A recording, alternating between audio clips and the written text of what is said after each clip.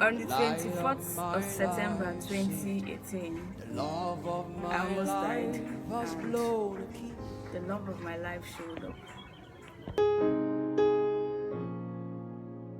Hey guys, you're welcome back to my channel. It's your girl Rejoice, and this channel I post videos based on faith, lifestyle and motivation.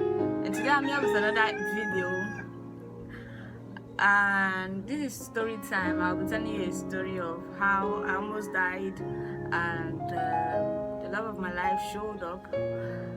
My hand, this video, just bear with me, it might be shaking. I have to hold it because where I am, I cannot risk my phone for this, because if my phone fall down, there will be no video for all of you. And yes, I'm doing this video kind of outside, and you're going to be hearing a lot of noises. Just bear with me. I just hope you can hear me.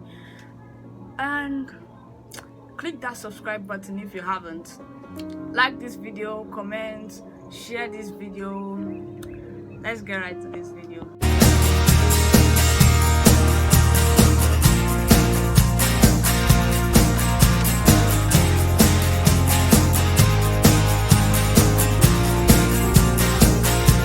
In 2018, I was in SS2 high school. I don't know how to grade it for those who are not Nigerians, but it's like a year before my last year in high school. That's how I can explain. And so like I was about to take an examination we all know as WAEC. I was in like, that was like my SS2. Okay, that was my SS3 first semester. First term. I'm so sorry.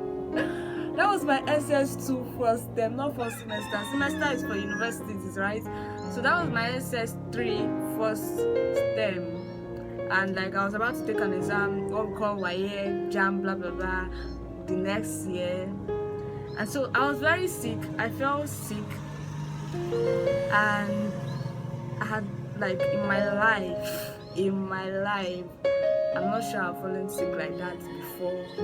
It was very bad. That was the first time I was admitted to a hospital. I've never been admitted in my life. That was the first time, and I slept in the hospital for like 2 days.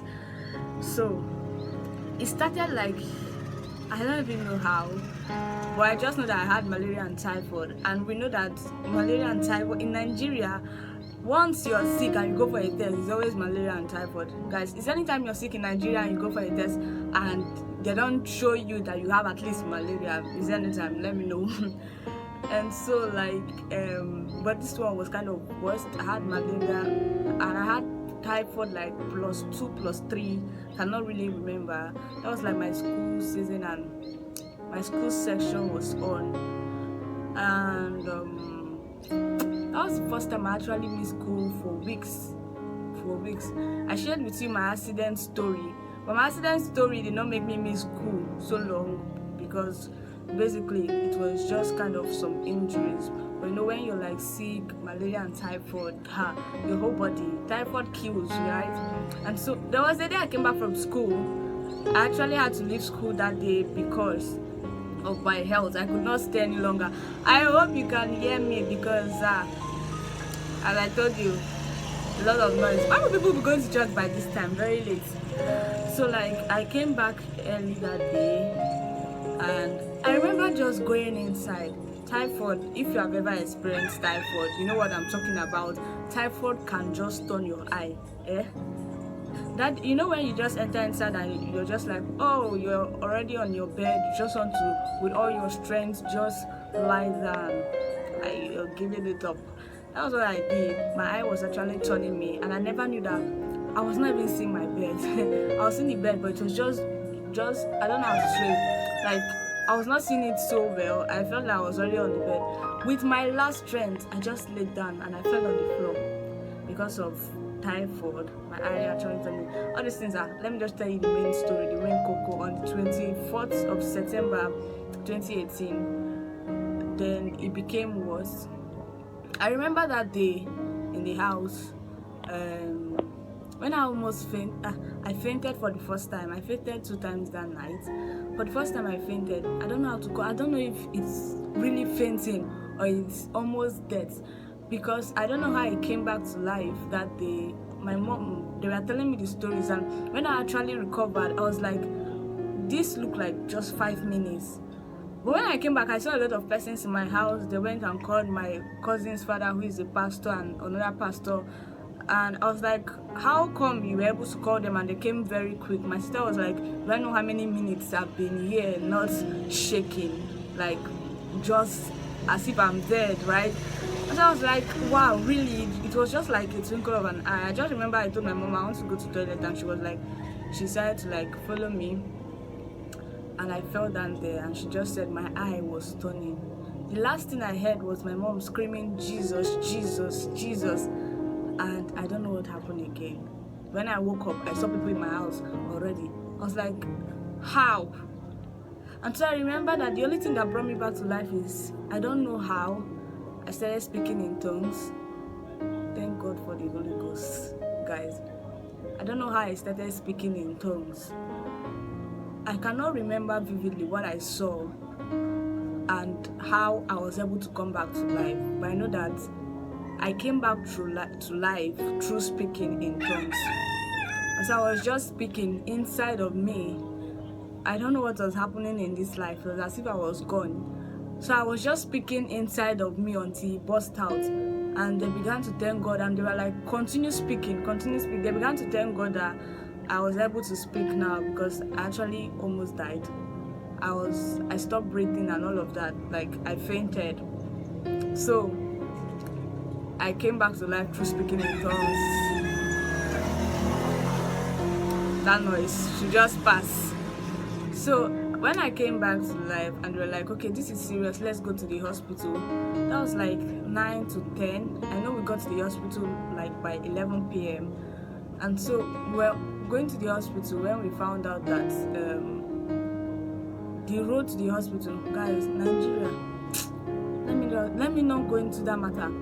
Bad road and everything. There was no road to the hospital I was supposed to go to. I was like, okay, let's see if I will get better. I want to try to be audible. I don't have a microphone and everywhere is noisy. We are like, okay, let's see if I will get better before. Like, let them see if I will get better. And we are like, okay, let's just stay. Let's just stay. And before you know it, when they were like taking me out of the car back inside the house, I fainted again.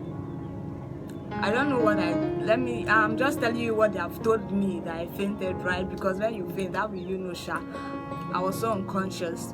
So I like fainted again, and they knew that it was so serious this time around, and they rushed me to the hospital. It was emergency, and they had to take me really fast.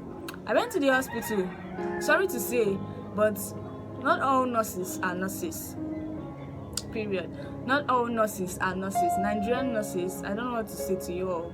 But I went to the hospital, and they had to put me on drip immediately. When they put me on drip, I noticed that after 1 hour, so they had to like slow it down because I was going to take it throughout the night till the next day. So after 1 hour, I noticed that the hand they put it was already swollen, and that's already started paining me. So that means they actually put it in the wrong place. So I like called their attentions. I called the attentions of the nurses that were there, and so like they came and removed it, and now tried my left hand. Guys, these people dealt with my hand. Put the first one, oh there's tissue.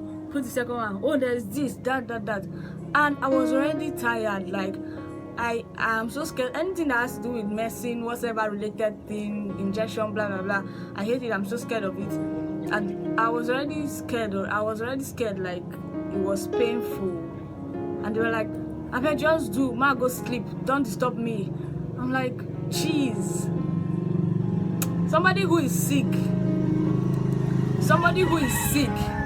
You're like, I should not disturb you. I should keep myself." I was like, people should please wait. Just calm down. Like it's really painful. They're like, don't disturb me. They're already shouting until a male nurse came.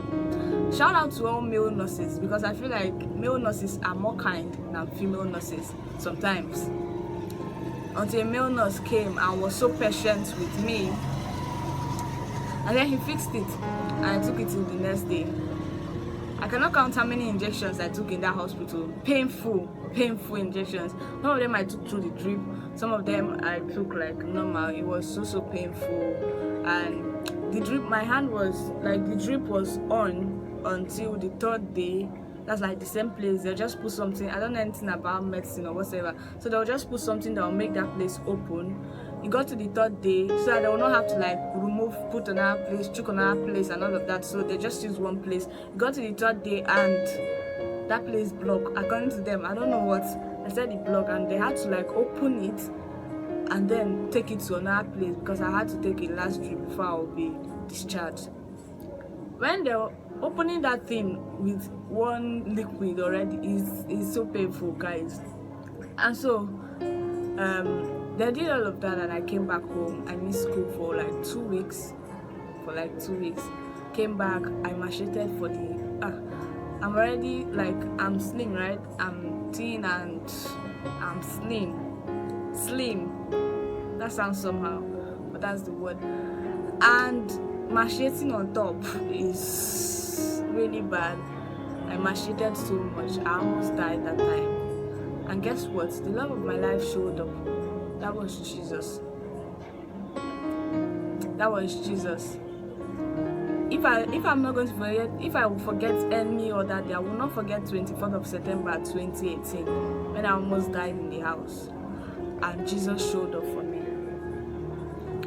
So to everyone who is like, you're sick or you have one challenge and you feel like this is the end of it, it is not the end of it. It is not unto death. I always say this because, you know, I like meeting God right with his word. Jesus told them Lazarus' death was not unto death. He is sleeping, right? He's sleeping. And so to every one of you who's like, you're going through a very bad time right now, you're sick and you feel like God cannot heal you, you feel like God will not show up for you. Since the love of my life showed up for me in Jesus, all this noise, he's able to show up for you. Just trust him in this season. Just trust him. Jesus will show up for you soon. Just keep believing. This is just all I have for you today. I wish I stayed in a better place to do this video, but let's just keep it like this. Alright guys, I love you all. God bless you. I'll see you in my next video. Subscribe if you haven't. Bye.